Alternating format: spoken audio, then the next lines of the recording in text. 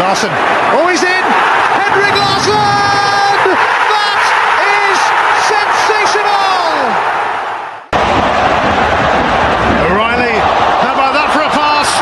Jota! How about that for a finish? That is Jota for you! In for Henrik Larsson, and Moravcik! His first goal for Celtic! Here is Shunsuke Nakamura! Exquisite!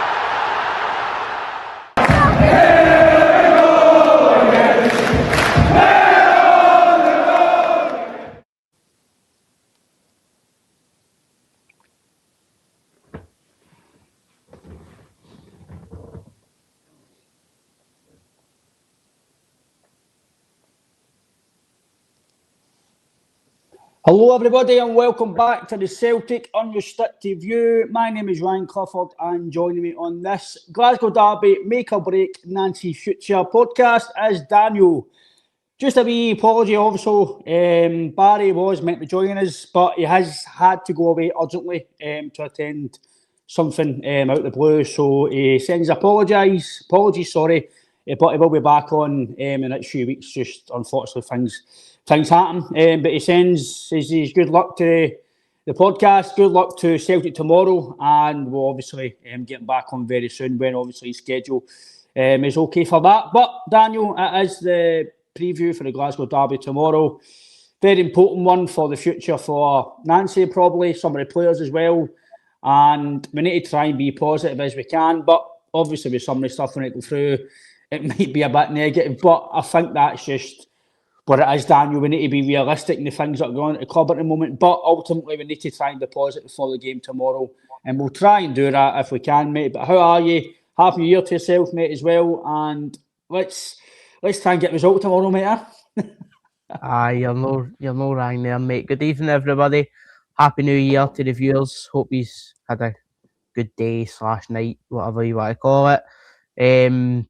Yeah, mate, you're spot on. Tomorrow is another World Cup final. I was going to say another cup final for Nancy to try and steady the ship, because right now it's like that, as he says. So aye, it's a huge game, regardless of where Celtic are at the season, but so much more emphasis on it now because obviously the recent form, the recent comments he's made, stuff like that. So there's a lot of pressure on the game. Yeah, Celtic get a guy in the door the day, which we've just been looking for anybody to get signed, really. So yeah, some good things to talk about, and a huge, massive game to look forward to tomorrow. But let's dissect this presser and get tore right into it. Aye, some comments there. Mark McDonald, hope you're well, mate. Happy New Year. Happy New Year to yourself. Happy New Year to the rest of the viewers as well.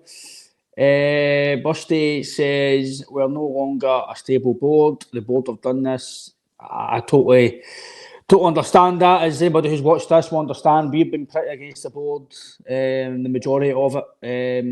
There's been some positives for the board, which I understand, but I think the majority of the fan base now are coming towards we need change in a lot of levels. Buster always says, Happy New Year, buddy. Have a good time over Christmas. Good luck to the new year and your family. You too. Thanks a lot for tuning in. And yourself, Jason. Happy New Year, mate. Hope you're well. Well, Daniel, obviously these presser, a lot of people might have not seen it yet, obviously due to work and other commitments, but I'm guessing they'll probably see it very, very soon, either tonight or tomorrow morning for the game. Yeah, what's your first take on it, mate? Are you happy with it? Are you not happy with it? Is there a certain pitch you think I can take that? Some I just don't get what he's saying here, or are you in a more full basis of the guy is just no go to this football club, and it's just a hope if we can get a bit to tomorrow? But what was your first impressions? Obviously, we'll dissect it, mate, in certain parts, but what was your overall feelings after you press on, mate? Yeah, I think I'm on board with a lot of the fan base and quite disappointed hearing the manager's comments today. he cut quite a frustrated figure, which is understandable. But at the end of the day, there is nobody else to blame other than himself for the way that things have been going. You can say the board and stuff like that, but the board don't put the team out on the pitch. That's completely down to him. And so far in his tenure, he seems to have got more wrong than right. And yeah, some of his comments today were just baffling. For him to turn around and say we're only second at this club, like you said, Ryan, in this club, in this city, second is as good as last. So yeah, some of it was just utter confusion, maybe on my part or on his part, on just trying to figure out what he was getting at. He did kind of a rally a wee bit, and he's got a few people excited about the game tomorrow and maybe the future. And they're kind of giving him one more chance. But listen, for me, the ship has sailed. It can't go on. By all means, try and rally everybody and get everybody going for the Mora, because by God, do we need it. But nah, I've made it pretty clear I don't tend to listen to his pressers, because half the time I've not got a clue what he's talking about. But I made a point of listening in today, and his 6-minute rant, wow, just wow. I don't know. I still struggle to see what he was kind of getting at, saying, please just give me time, but I know I've no goat time. Doesn't make any sense to me. So yeah, mate, it was a frustrating one, definitely. But listen, if it's going to get a reaction and a victory tomorrow, by all means, go and do it. But nah, for me, his talking's done. He's done far too much of it already. He needs to start proving it by winning games. Yeah, there's obviously, I've wrote some notes as well, mate, but I have got a wee clip of a wee bit of his rant. It's about a minute long. I'll play it to yourself, mate. I know you've watched it, but obviously just we'll chat about it again, and the viewers as well, who maybe haven't seen it or heard it. Usually we have 4 weeks of preseason. 4, 5. I didn't have preseason. I know why. I came 2 days after I have a game. And the game that we should have won, by the way, if I'm not mistaken, if you know the way it happens. So now, the reality is, before I came, I knew that if I don't win games, I'm going to be in trouble. Because this is part of the job. Okay. But I'm pleased to be here. I know where we are now. That's why I said the Motherwell game. I'm not an underdog. I want my team to compete against any team. Any team. I repeat, any team. But with the context, I knew that this kind of situation happened. So now, as you know, I need time. I know that I don't have time because this is the way it is in my job.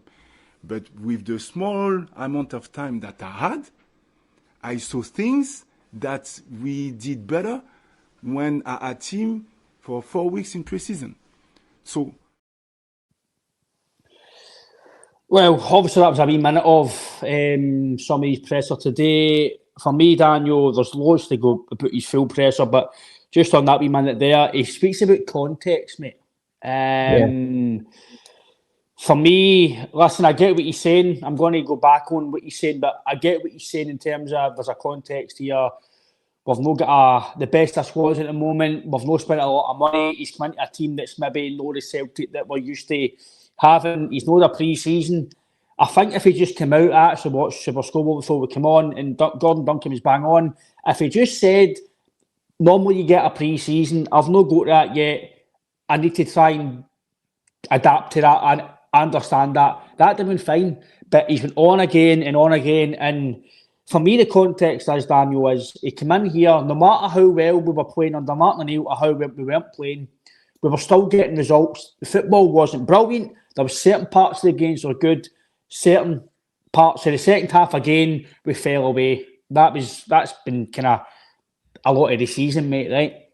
But he says context. The context for me is, Daniel, I'll just put it bluntly, we won 7 or 8 games domestically, overall under Martin. We basically won every domestic game, I think, by my recognition. We only get beat off in Midtjylland, which is a European game, different for the league. But Martin O'Neill got us just about level with Hearts. got us in a cup final. The Roma, if you beat Roma or even get a point against Roma, you only need a victory against Utrecht or Bologna and you're potentially qualifying for Europa League. We then potentially now need to get 4 points still to maybe qualify, and that's just to qualify.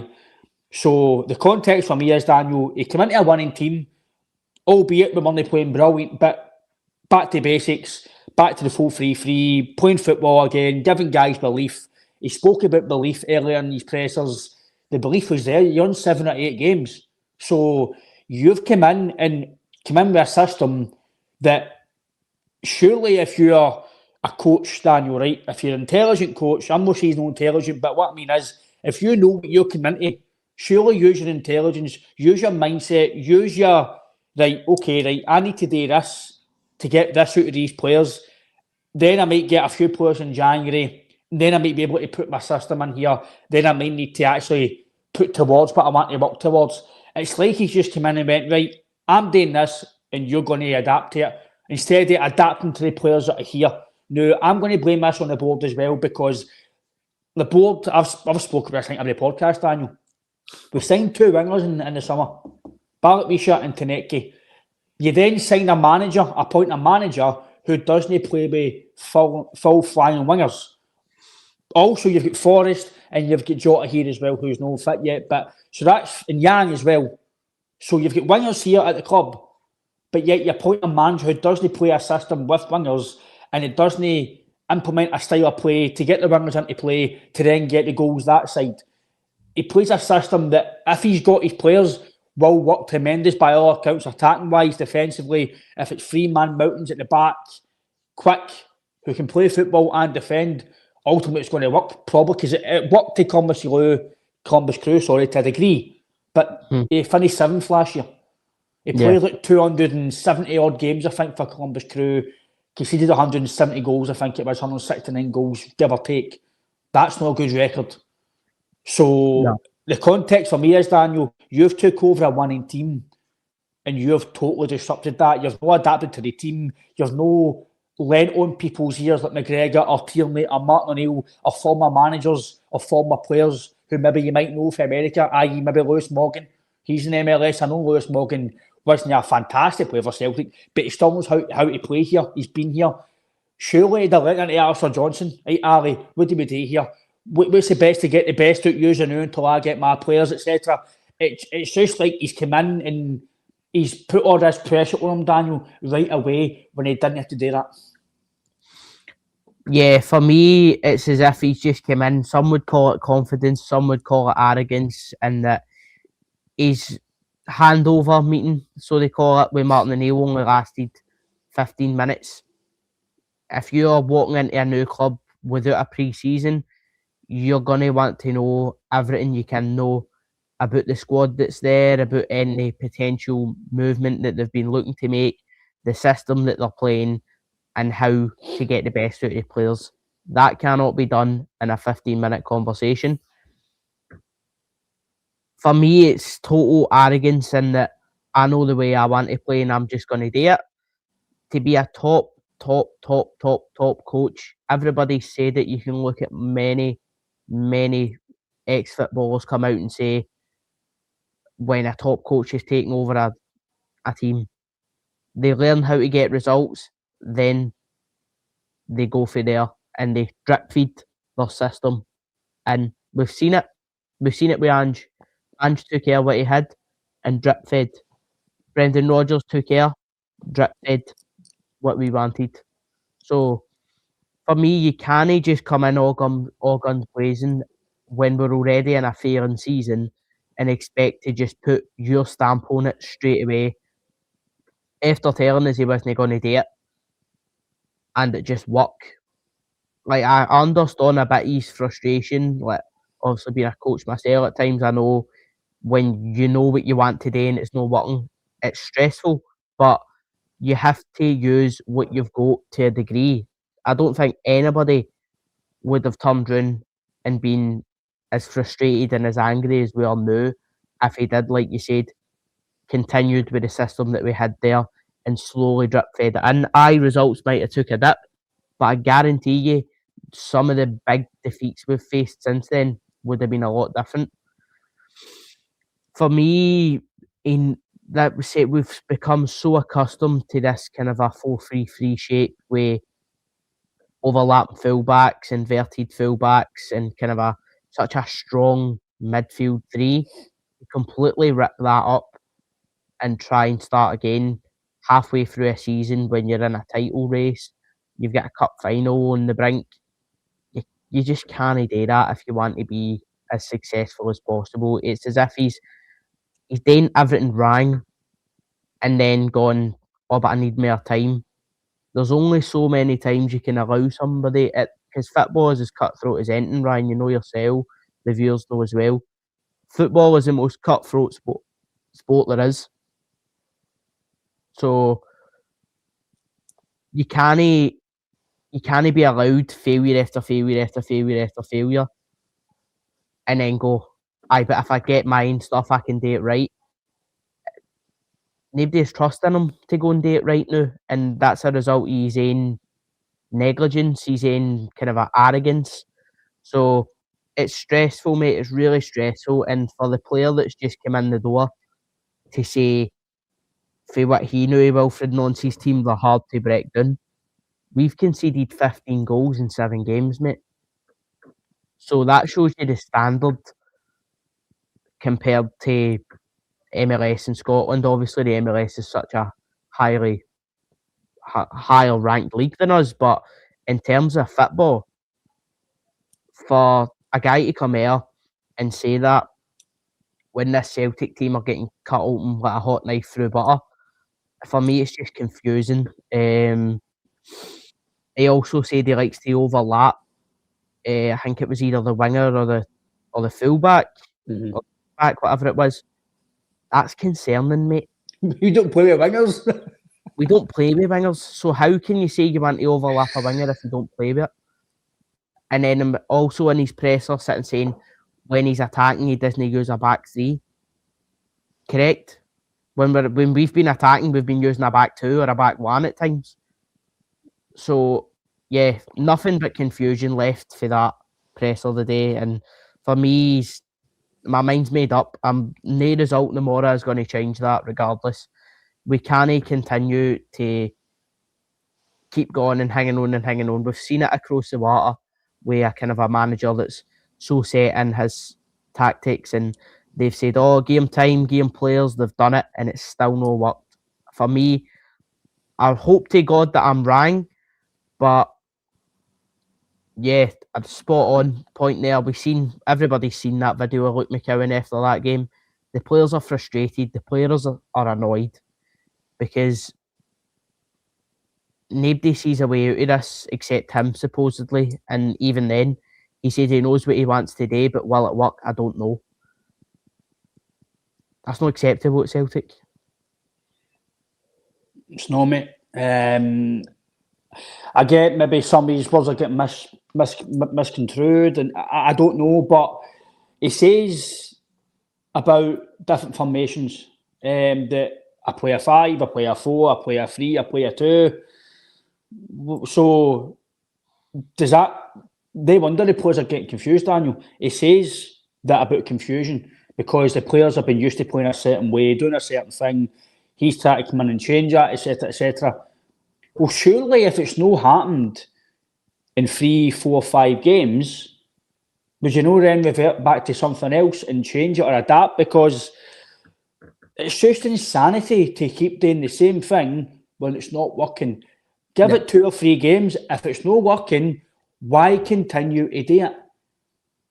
What really frustrated me was not just we'll touch on this presser again, Daniel, but back on another presser, I think it was last week. He says that he says that he's not got enough time on the training field to implement this and do that. It's just all video analysis, etc.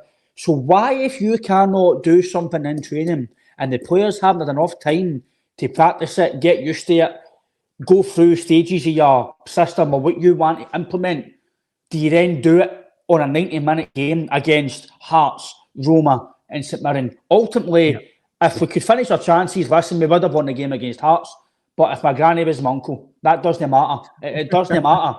You've got to do it on the park. And that's crazy, Daniel. You don't, it's like me starting a new job, but anybody starting a new job, you're not going to get your full resume in your first day or your first week. It takes you a few weeks, a few months to fully get into your role. It's the same as football players, as much as they're professionals, Daniel, and they should know how to play certain positions, right?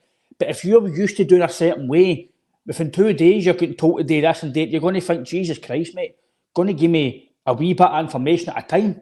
It's just, I do feel for him to a degree, right? But majority he's put on his own back here, because why come in and change right away? See, if you know it's not working after 2 or 3 games, stop it and maybe even say to the players, or even if it's Gavin Stratton, Stevie Woods, guys, look, I need help here. Like, right, I need to get him back on side. I need to change. What do I need to do to get back to winning games here? And then once you get if it's the guy Julian for Bournemouth or 2 or 3 players in January to maybe help the system, then implement it or try and implement it more when they come. It just seems to me, Daniel, a word that he says, confusion. The players look confused. He's calling KT and Cal McGregor on phone 5 times against St Mirren. He's doing it against Roma. He's doing it against Hearts. He's putting players just random darts. Right, James, you go on. Right, look, McKibben, you go right mid. No, go left mid. Go right back. It's just total confusion. We're confused watching the games. So how are the players feeling, Daniel, when they're on the park?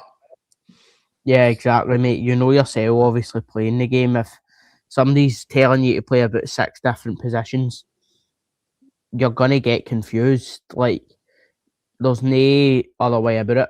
For him to sit and say, I need time, I need time, I need time. And then, obviously, like you said, his comments about he's not got enough time to do it on the training park, based on his video analysis. No matter what level of football you're playing, the only way you're going to understand how to play a system is by practicing it. And the only way you can or should be practicing it is on the training pitch. Obviously, you've got your games and that's where it matters. But if you've not had enough time to do it on the training park, like you says, Ryan, you're spot on. Why are you trying to do it on the pitch? These guys commented on how much confidence Martin O'Neill gave them, because he gave them the freedom to just go and play football. When you've got a manager in your ear every 2 minutes, you don't have that freedom to go and play football. You're terrified to make a mistake, and then I'm not making any excuses for the players, because the players have been really, really underperforming as well. But it gets to a certain point, you've got so much information in your head, you're overthinking every single thing, such as a 5-yard pass, long ball down the line. And it gets in your head because you've not got that space in your mind to just go and play. So I'm not making excuses for the players, because there's quite a lot of criticism that they're coming in for as well. But just as a kind of an analytical breakdown, everything that the manager's been saying, you can cut the players a wee bit of slack there. And if he's come out and saying that they're confused, it's very evident on the football park that they're both confused and frustrated. So it comes to a point that you do need to kind of just cut your losses, put your ego aside, and do what works.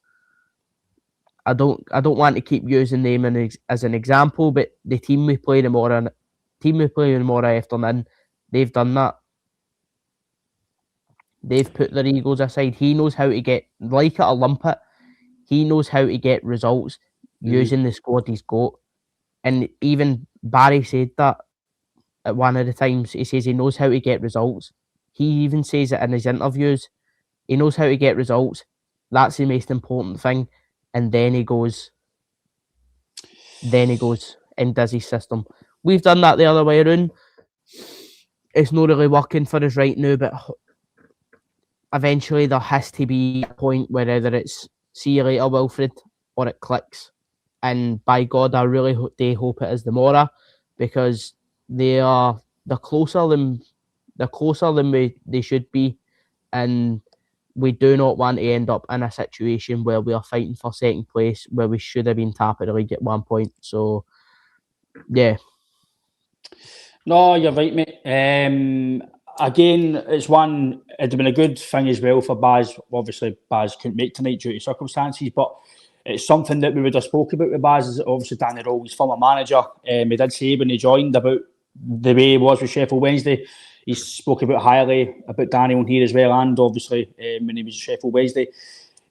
Danny Rowe's come into Rangers, seen what he had, and he's adapted to get results. He's not trying to put a play in, a style of play. He's just thought, right, I need to do what I can now to January, get players in, and then I can do what I need to do. We all know Rangers aren't great, neither we, but he's come in without a pre-season as well, remember. Danny Rowe's coming through a pre-season, came out without a transfer window. He's come into a shit show.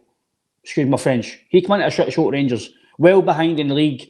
Russell Martin only lost one game, granted, in the league, but they drew a lot of games. The performances were terrible. The players are wanting them out. And he's come in and installed a wee bit of belief about Rangers. And by the way, this is only the only way I'll talk about Rangers is because it's a derby game. I don't talk about them normally, but you've got to talk about how they're winning games. Aye, it might not be great. We're not great. Normally, we should be going, aye, Celtic will go and win this game easier because it's Celtic Park. Celtic should be better players, should have a better manager, should have everything, but there's no. As it stands right now, the better managers on realistic form right now is Danny Rowe. The better players, we should be saying are Celtic, probably still are individually, but as a team, we're not playing like a team, Daniel. And Toby, again, he's bang on. Anybody who watches the show, Toby, you watch it yourself. He's a voice said, I like the old school 4-4-2. Toby, I agree with you, mate. Totally agree with you.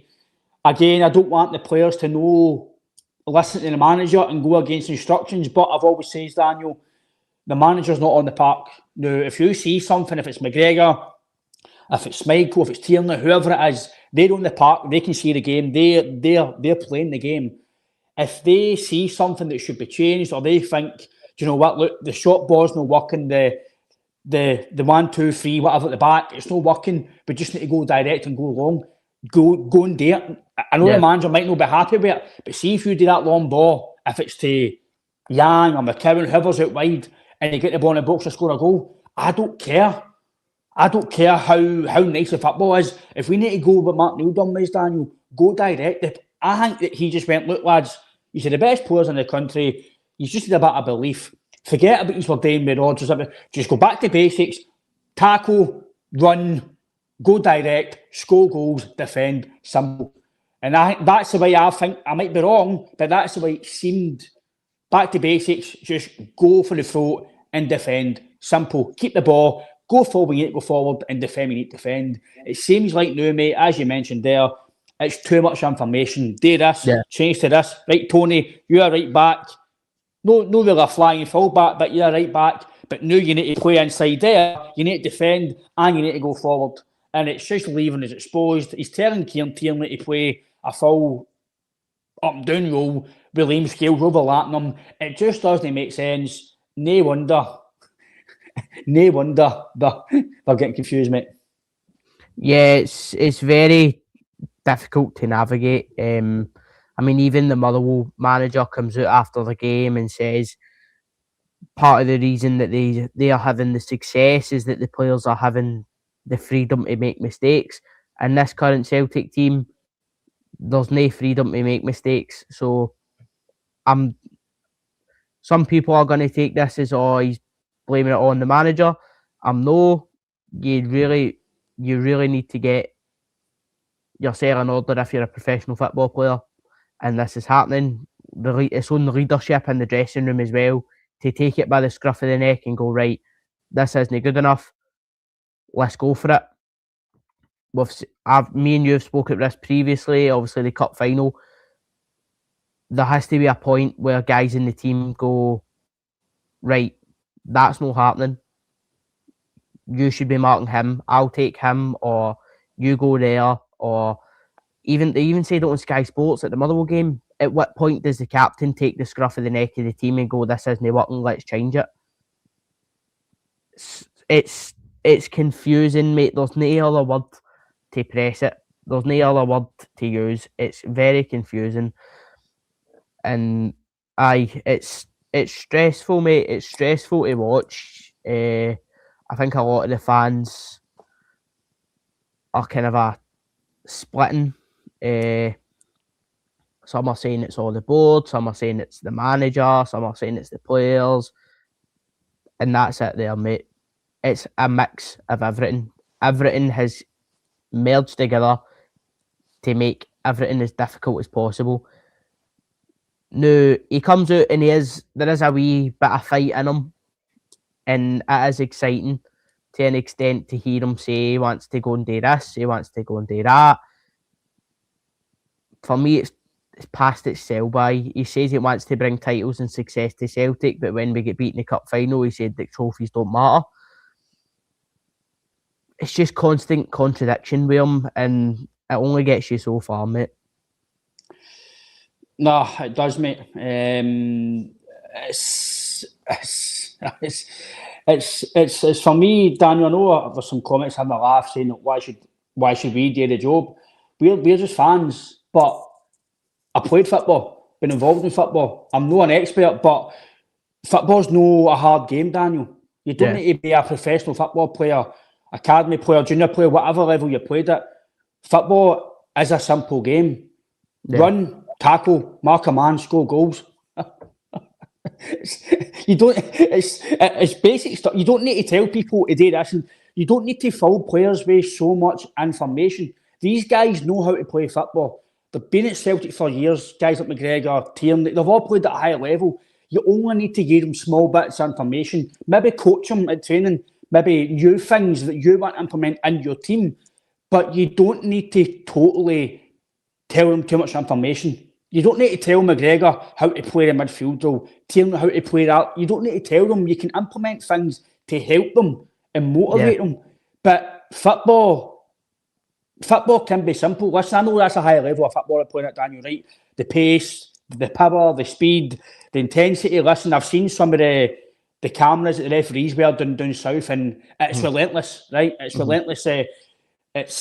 But football's not a hard game, mate. And I think Nancy he's doing too much at the one time.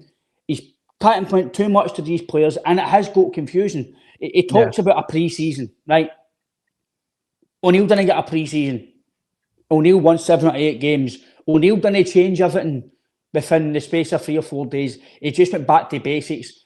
Some players need a wee cuddle, right? Son, you're the best player in the world. You'll do for me. Go and play football. Some guys in the law can listen. You've been hopeless. You need to do this better. Some need that. Some need. Listen, you're brilliant, son. Be pat in the back. Go and date for me. I just watch these presser, Daniel. I'm not saying. Well, anyway, if I played football, when I played, I didn't play for my manager, right? But certain managers gave you team talks, or they gave you spiels, or they took you aside and told you something. You're thinking, oh, geez, this guy's made me feel brilliant here. Here we go. Yeah. I'm going to run through a bit more for you. I just don't get that from Nancy on these pressers. He might be different in the dressing room, Daniel. He might be angry. He might be, yes, come on, guys. I don't know what he's like in the dressing room, but just for his pressers, Daniel, he's just no giving me the, hey, come on, lads, let's go and do it. He's just no game of that. I know you don't need that in these games anyway. You should have this already in these games of football. The derby games, you should be already hyped up. You should need a manager to tell you, but a wee minute, 2-minute team talk helps you the line. You've seen people talk about Angie's presser, his team talk before the cup final, his last cup final, and how the players went, wow, let's go here. I just don't get it for him, mate. I could be wrong, and he could turn this around, and his team talk tomorrow could get the players up so high. We go and steamroll Rangers. I'm not saying it's going to happen, but I'm just saying in the odd chance it does. And here we go, boom, that's us ready to go again, kick on, and we have a brilliant season. But I just don't have the evidence, mate, right now, without hindsight, to say that it's going to happen.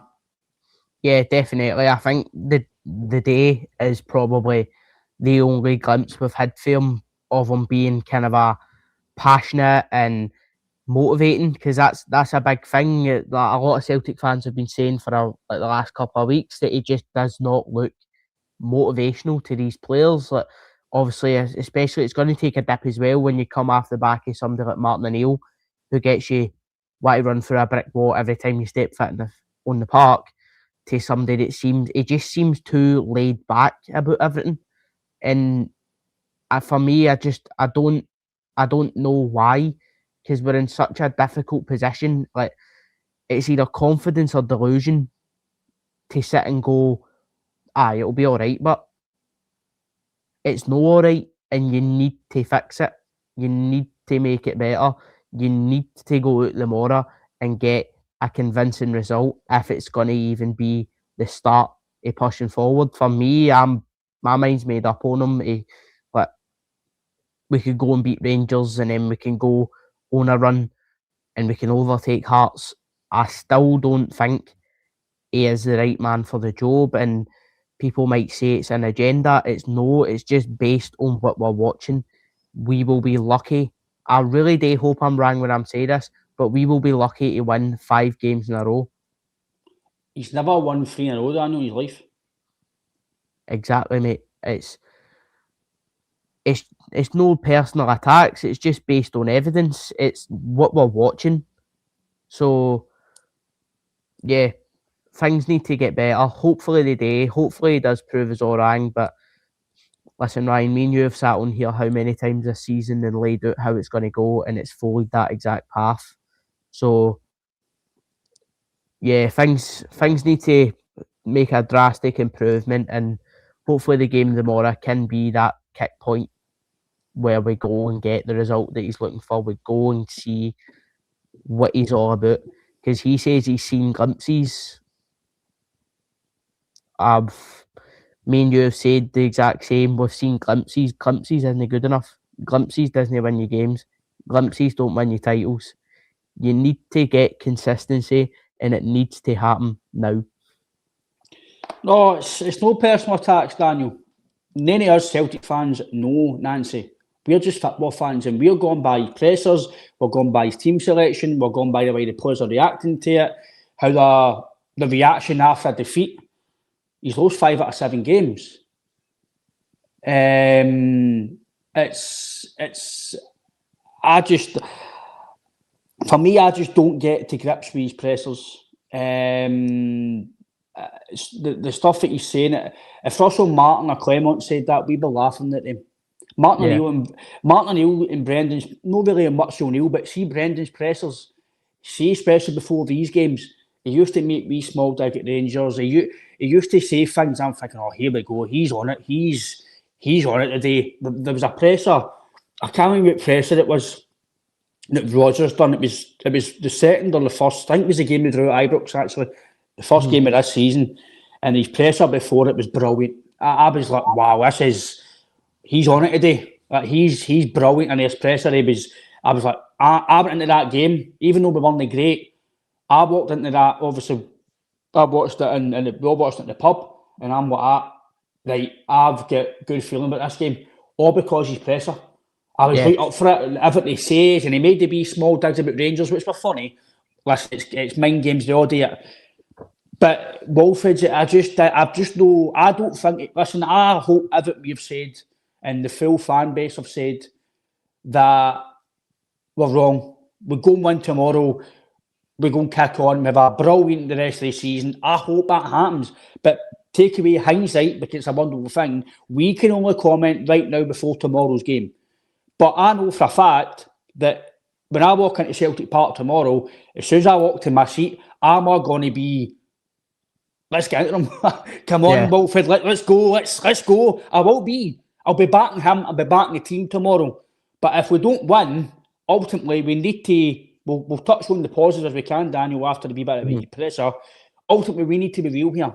If we lose the game, he has to be sacked. He has to lose his job after the game. No Sunday, no Monday. He has to be told, look, Neil Lennon, get Joe in the showers. Nancy in the showers, look, you've lost your job. Come up to the boardroom. We'll sign your papers. There's your money. You're away. That's what it has to be to protect him as well, because I don't want him getting any more flack after the media, flack after fans. There'll be probably a few fans waiting outside the team. Listen, this isn't good enough. This isn't good enough. So we need to win the game. But also, if we don't, Daniel, and it goes pear-shaped, he has to be relieved of his duties after the game. And I don't think we're being harsh saying that. I think that's just us being real. Yeah, no, definitely. But I don't see him being relieved of his duties no matter what happens. The board seem to have this kind of idea about him that we're just not seeing yet.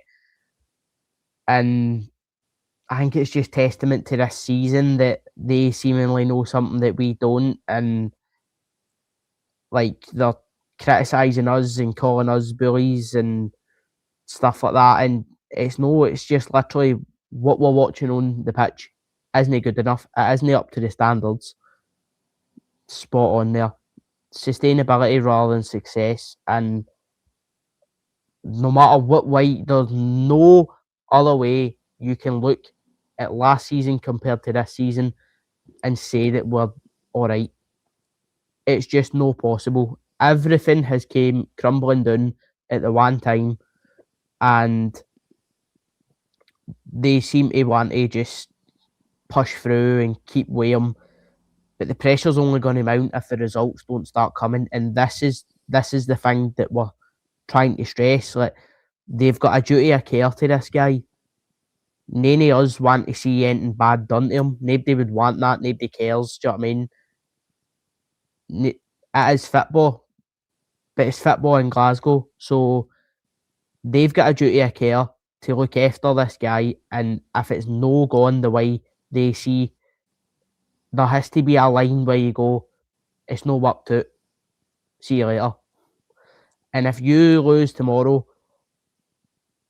it's very, very, very, very, if not already past that line, because it's going to get ugly. And I don't want to see that. Aye, Toby says, Dave King says Rangers would win one league and Celtic would fold like a pack of cards. It didn't happen, Toby, but I get what you're saying, mate. It's for me, as it stands at the moment, we can only look at what we see right now, and the board definitely of ultimately this is the board's fault. If Wilfred Nancy does get sacked, be it tomorrow, next week, 3-4 weeks, wherever he gets sacked, I hope not. Listen, I hope the guy succeeds, and I hope we have a brilliant game tomorrow and we win the double, or we win the league, or whatever. I just hope we win the league, win tomorrow, and it's a success. But take away what we think could happen and what might not happen. We need to focus right now, Daniel. And ultimately, if the manager doesn't win tomorrow and he does get relieved of his duties, whoever appointed him, if it was Tisdale, obviously Peter Lawwell's away now, if it's Desmond, Nicholson, whoever appointed him has to then either resign or they have to go either at the end of the season or right now as well. They have to go, right, we've made a boss of this, I've appointed him, I've done the research, he was your candidate, I signed it off. They need to go as well, because the Celtic board never really accept responsibility. They don't take accountability. They have to in this one. They have to, because they need to make a decision as well, Daniel, because if they're going to spend money on this guy after getting beat tomorrow, remember get beat again next week, it's not going to change. You've potentially, we'll speak about the positive side eventually, but if we don't win tomorrow, that's 6 out of 8. No manager in world football in a massive club, even at junior level, by the way, would survive that. Because if you're potentially the guys who should be winning the league, or at least competing to win the league and challenging every single season, and you're getting to a level where you're no challenging and you're going down and down and the stands are dropping, something has to change, mate. And ultimately, as much as the players have to do better, they can't always carry with the manager, Daniel. So if we don't win tomorrow, he has to be relieved his duties, and whoever appointed him or who was involved in it have to go as well. No, definitely, mate. We've been saying this for a while, but I think the commenters again spot on in the fact that they are refusing point blank to admit that they've done anything wrong this season. They're just refusing. They're blaming everybody else. But I'm sorry, if Celtic don't win tomorrow, there's nobody else to blame, because the Green Brigade won't be in the stadium, so you can't blame them. UEFA have got nothing to do with it, so you can't blame them either. Brendan Rodgers hasn't been at the club for a number of weeks or months now. Can't blame him either. So if Celtic keep going down this path of extreme inconsistency, there is nobody else to blame other than them, and they need to bite the bullet and take it on the chin. We've already seen Lawwell leave. The rest of them need to have a long, hard look at them. Obviously, we're living in the world of possibilities. On the flip side of that, Celtic could go and win quite comfortably, and everything will be hunky dory for a couple of weeks. We get back on track. We win. If we go on a run, we keep going, and it's if buts and maybes, mate. But for what we've seen this season, I don't think any Celtic fan either watching or in the comments would be confident walking into this game tomorrow. If you are, fair enough to you. I really hope that you're right, but I don't. I don't see it going positively based on what we've seen so far this season. You can't just keep going blindly into it and going, but it'll be all right. But it'll be all right. There needs to be a point where you start thinking critically and look at what's been happening and go, is this really going to get any better? For me, under this manager, I don't think so. So, if he is to be relieved these duties tomorrow after a negative result, it's probably the best thing that could happen for both him and the club. After a negative result, it's probably the best thing that could happen. So, yeah, it's all, majority of the blame lies for the season at the door of the Celtic board, but for the last few weeks, it's on the players and Wilfred Nancy. But then you could also say that they signed him, they got him in. If you are constantly failing and on a downward trajectory, the leadership is what gets put into perspective. That's what gets looked at. That's who takes the responsibility. That doesn't happen at Celtic. That doesn't happen. They deflect and they blame, and it's just weird, mate. The whole atmosphere that they've created this season, of no taking any responsibility, is just baffling to me. I don't understand it at any level, and it needs to change. Eventually, mate, it will need to change, because the guys who are at the helm, listen, in terms of being sustainable, listen, nobody can fault the board for how well we're run, right? As a business, money in the bank, stable, able to obviously no be like Rangers and get liquidated, etc. Right? That won't happen. But ultimately, in terms of recruitment's been terrible for years. The model's no work for years. People keep you back on this structure and model. It's no work for years. When Rodgers first came back, the amount of players that he signed of no there were kind of still on Angie's team. Maeda's, your Tatis, etc. Jota here, Vickers, etc. Alistair Johnson. We're still living off the basis of that team. Kyogo, he left last year. Well, he left in about this time last year. It's got to change, mate. But the positives, if we can get any positives, if Wilfred wins this game, we'll all be happy about the bragging rights. Ultimately, we'll get bragging rights beating Rangers. It gets you a few points in the league again. It gets you back up a wee bit again. Momentum as well. It will be hard on Rangers getting beat, because obviously majority of their fans are probably expecting to go to Celtic Park right now and win. The manager's expecting Celtic to be nervous. He's expecting to win the game by his presser that I watched. So I think they were a bit down after the defeat. If we get the victory, it gives us fans a bit of belief, potentially, hopefully, that maybe the manager can turn it around. The players are maybe back on side. I say back on side, I'm just gone by what we've seen. They don't look on side. I could be wrong on that, but ultimately performances tell you how they're reacting to certain things. But if we go win the game, Daniel, then I know people might say it's buying them time, but ultimately it could spin us into a better season. Start playing this system. Who knows? We don't know. We're no psychics. We can't tell the future. But if we win the game, Daniel, ultimately we then need to go, right, okay, won the derby. We all say about players who score for Celtic or score for Rangers. That's you brilliant in the eyes of the fans. So if he gets this under his belt, his first derby game, then listen, we need to go, right, brilliant, Wilfred, you've got us the derby victory. bear in mind, we've all beat them in 6 games. I know we beat them in the semi and the final, but in 6 games, 90 minutes, for me, it's not good enough. So we need to then do that. So the positive is, Daniel, if we win this game, fans might say it buys him time, but I'm trying to look at it as positive as I can. Right, brilliant, and making him more confidence. He might then understand about the club and the players and the fans and what we expect, and hopefully he kicks on, mate, and he goes and win our games. And because let's be honest, Daniel, we can't keep dropping points. If we get beat tomorrow, it's 5 defeats. And in a normal season, when teams are going toe to toe, if it's Rangers, whoever it is, 5's probably the maximum you can maybe lose, Daniel, and that's a full season. Not by December, mate. Yeah, definitely. If it was to be a positive result tomorrow, it would cut him. No matter what way you look at it, it would cut him a bit of slack.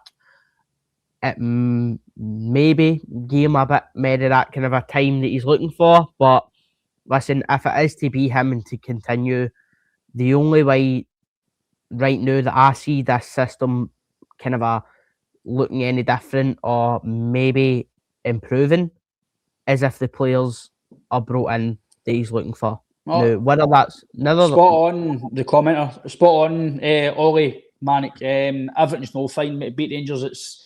It's good for the bragging rights, and it's good to get a victory, 100%, mate. All female, sorry, whoever it is.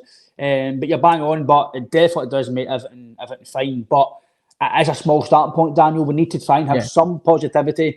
We all don't want him here longer term. We can just sense they're going to work. But a win tomorrow could change. Maybe I'm being too positive on this, but I'm trying to be balanced. I don't want to just go all against them here. We need to try. End of the day, Daniel, we need to back him tomorrow. We need to back the players. We need to try and get a victory. If we get a victory, then listen, look, let's see what happens. Let's hope he gets his players in and ultimately we'll be successful. But we need to win the game tomorrow first. And I think ultimately tomorrow, mate, tomorrow will decide, I think, his future. If he gets beat, he's gone, I think. And if he stays and wins, then we'll see how we get on, mate. No, spot on, mate. We've looked at the worst case scenario, so we need to look at the best case scenario. What it might be somewhere in between that, but no. All we want tomorrow is a victory. Don't care how they do it. Don't care any sort of kind of a way. We need it. We definitely need it. And exactly, commenter spot on there. The results under this system is literally just how you turn up on the day. I've said it before. There's only one recognised centre-half playing in this Celtic team right now. You cannot continue like that because the guys next to him, especially Anthony Ralston, looks completely out of his depth playing in a different position.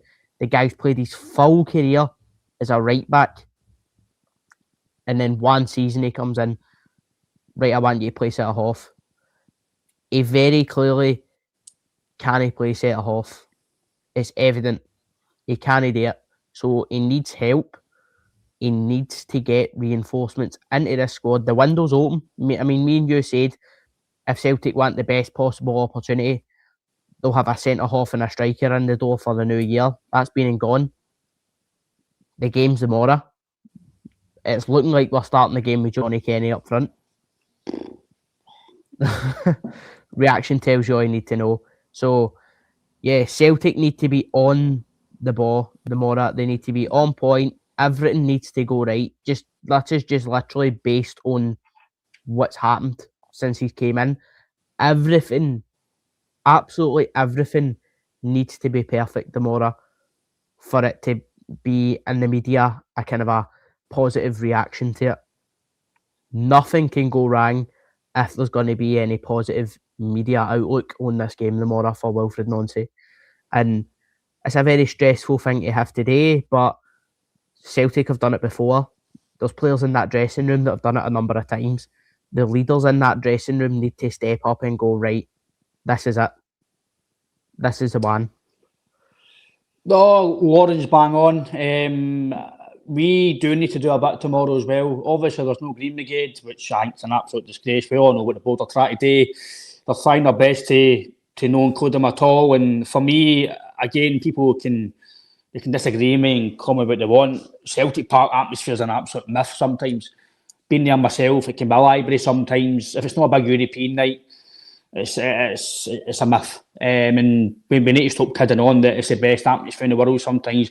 When we're flying, it is, and the fans are on point, the players are on point. Listen, it is. Been there myself, the game against Rangers, the 3-0 game, the Ange, that was it's probably the best game I've ever been to. Atmosphere was amazing, but we fed after players, Daniel. Fans feed off what they're seeing. Yes, we give support, we sing, we try and encourage, but if you're not getting it all the time on the park, it's going to be hard as a fan to not be negative. That's just the way football is. You go in what you see, and if you're not getting the encouragement on the park, as much as you want to be encouraged as a fan, it's hard to keep doing it when you're not getting it on the park. So, but on the game itself, Dan, you obviously got a new signing as well, the right back from, or right winger, right centre back, whatever, from Bournemouth. He's not really played much for Bournemouth. He says he's fit. He's had a lot of injuries in the last few years as well.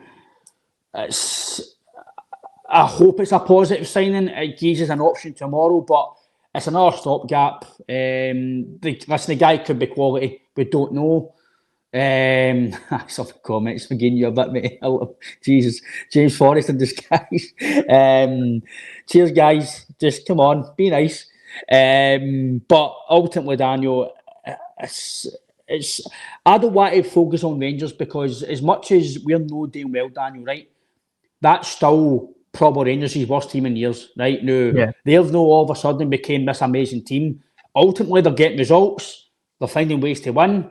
They're not scoring a lot of goals. They're conceding a lot of goals. They don't look good defensively. Similar to us. So, the reason it's all doing and going with Celtic now is because of how we're playing. The new manager getting beat off in Motherwell. But this game is at Celtic Park. Now, that's for me is a plus right away. If it's at Ibrox, I think we'd be a bit more negative on it personally. Yeah. But Celtic Park, we've got the crowd. But we should have the crowd depending on obviously how the game starts as well. But if the game starts the way that I hope it starts, as Lauren says, we can move the tracks, we try and press them, we try and get an early goal. Listen, it could be a brilliant day for us. But I think if we concede, it's going to be a long, long day for us. It could be a long day because normally when Celtic go behind, Daniel, even to 2-0, you're going, right, sorry, we'll come back here. We'll get a free kick, we'll get a goal, we'll get something, and then we'll come back. When it went to 2-0 me against Motherwell, everyone is just thought, game's done. We've not got that belief now we're going to go win the game. But how do you see the game going tomorrow, your team selection? But for me, Daniel, I'm trying to focus on Celtic here because Rangers have got loads of weaknesses.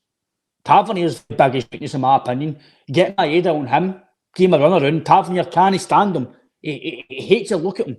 Tavernier's 34, 35. He's nowhere near the same player he was. He can't defend. So don't think because we're not doing well that Rangers are now brilliant.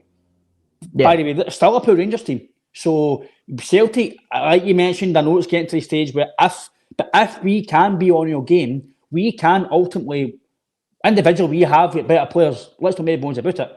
We can take the game. We can win the game. But it's all about can we turn up, Daniel. Tavernier's no a good player now. Their two centre-backs are all over the camp. Can't defend. Their left-back's no great if he plays the boy on loan as well. Raskins fell off a cliff. Diamandi's just wants to tackle people. Gisama's, listen, quick, direct. He's inconsistent. Their strikers can't score goals. So I can put all the weaknesses on them as well here. Not just Celtic. We're not playing well. Tierney's not doing well. Ralston, Kenny. But what about them as well? As much as I want to try and not be negative on us, Daniel, no media is focusing on them. About how they're not defending well, how Buttons makes mistakes. Oh, he saved a penalty. If he didn't save a penalty, who knows what happened in that game? So they're no focused on them well. It's all about us. So I'm going to try and be balanced towards them. We're at Celtic Park. We should be up for it. We should be going, right, we're Celtic. There's been a lot of flack on the players and the manager. Ultimately, that should steer them on, right? A bit of pride here. We're Celtic. We're the champions end of the day still. We're still the champions. Go and put on a show. Go and change your season. And if you really want to back the manager and show that he's here to stay for the long term and you fancy him, you want to be here, go and prove it. Go and show us because, Danny, we all know they can do it. But they need to do it now. They've not beaten them in 60, 90 minutes. It has to change, and it has to change tomorrow. Oh yeah, definitely, mate. Rangers are no a great team by any stretch of the mile. I know obviously we've kind of touched on their recent form and stuff like that, but form doesn't matter in these games. So we know we've already beat them once this season, albeit different system, different style of play. But yeah, there is a lot of chinks in the Rangers' armour as well. So there's areas that we'll be looking to exploit tomorrow. We do have the supporters. We're at home. We've got that kind of advantage there. But nah, there's no kind of a thing that you can put it down to in these games. It's just such a unique atmosphere. It's such a unique fixture, and that this is where you prove how good you actually are. These are the games where you find out things about players that you haven't known all season. These are the ones where you need to stand up and be counted, because it's huge, mate. And then obviously the state that the two clubs are in now, it just puts so much more emphasis on getting the bragging rights. And if you're a Celtic player, you've had the better of them for the last few years now. Obviously, we've no beat them inside 90 minutes for a year now. So yeah, we need to just go out and get after them. Obviously, getting the first goal is so massive, especially with the crowd. If Celtic manage to get it, it's just going to build, hopefully. But if you go 1-0 down, you're chasing the game instantly, especially if it's early on. We know that they've got pace up front. We know it. So that's obviously kind of the problem for us. The new is when the ball goes out of the tap, it's becoming a foot race. So it's either everybody hypes these games up, and then I know a lot of commenters are saying it's going to be a horrible game and ends 0-0. I wouldn't put it past us, but nah, I'm excited for the game. Obviously, everybody gets excited with these kind of games, but that's it, spot on. If we lose, we lose, and I would rather, if it is going to be a defeat, you go and try and win the game instead of this kind of a chucking it that we've seen.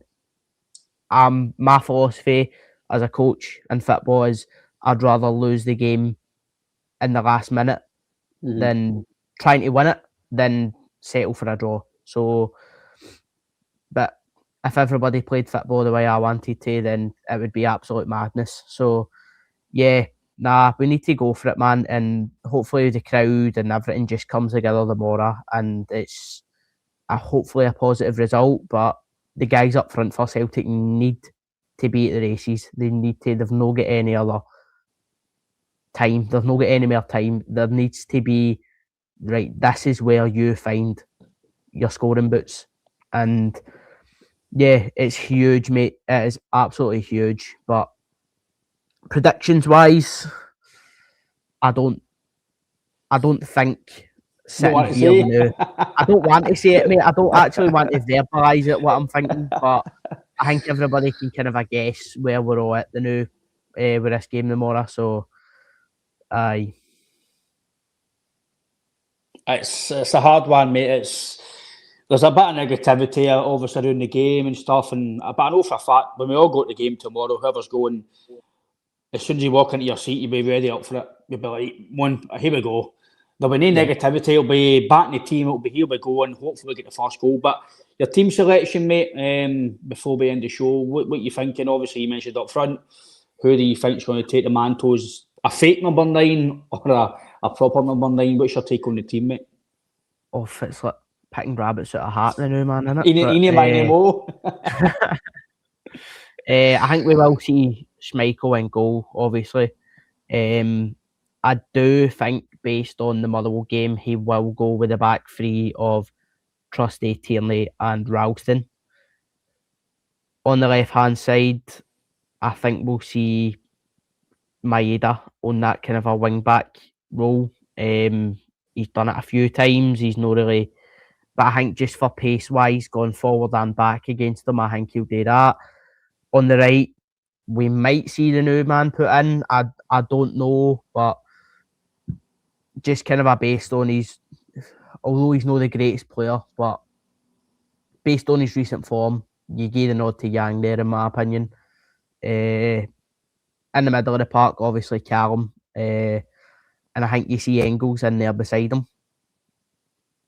It works. Do you know what I mean? We know that he's got that kind of a physicality.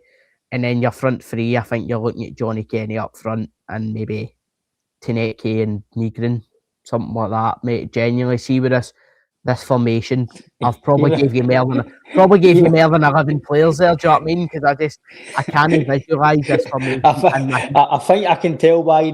I can tell, or the football's got turned up, mate, because Taneki's in half gotten.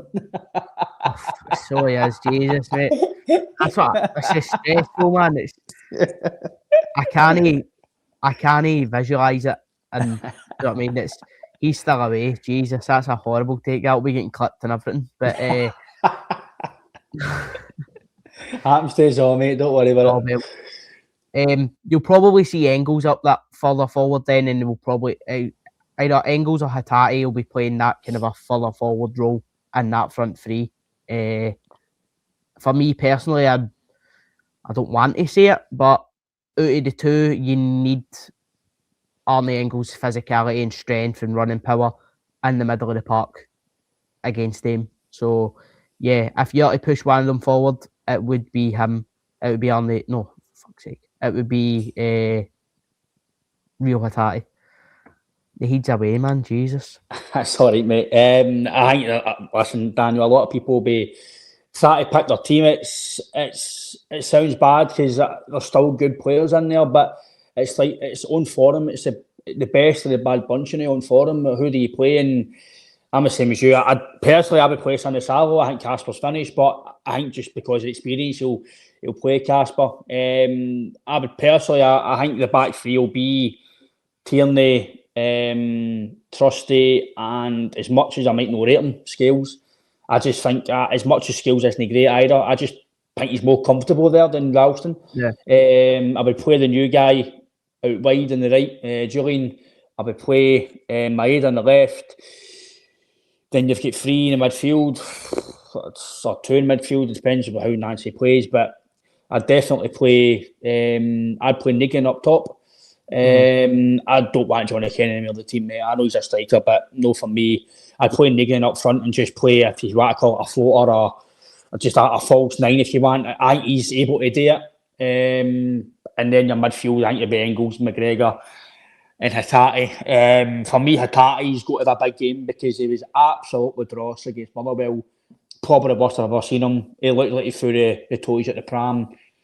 For me, McGregor's the biggest guy in the park in terms of stature, in terms of player. If I keep saying it all the time, I know I've said it the last few games, no work, but if Cam McGregor turns up, for me, Celtic win the game. Because for me, he's probably the best player out of the two teams when he's on his game and his experience and he's know how with these games. If he turns up and we manage a midfield, Daniel, I know we need to defend well, but for me, the midfield's the biggest thing in football in terms of that engine room. And if he controls it and does well, then I think we win the game. But I'm not going to say a prediction because I just want to see go and win the game. Because, listen, like you've said, mate, the game could be a stalemate. It could be nothing each, or it could be a classic. It could be 6-4, 4 each. It could be an unbelievable game to be it for a neutral or watch as a neutral. So, but I'll just go with that. Try and get a positive result. Thanks for your time again, mate. I know we could probably continue this and continue the team selection and dissect these presser again, but we'll not do that. We'll probably have enough negativity for tonight. But if you go to the game, please try and back the team, back the manager. I know we've not been a fan of him so far, but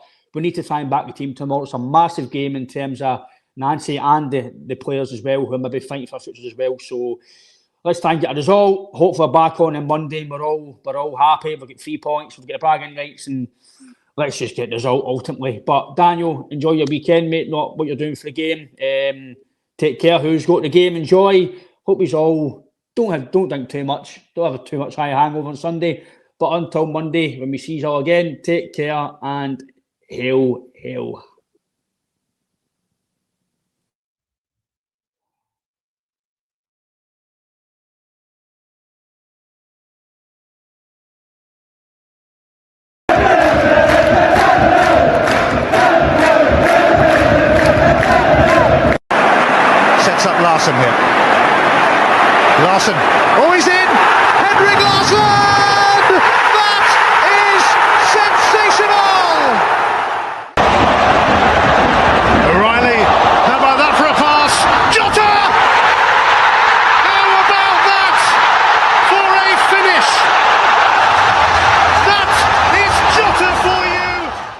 In for Henrik Larsson, and Moravcik! His first goal for Celtic! Here is Shunsuke Nakamura!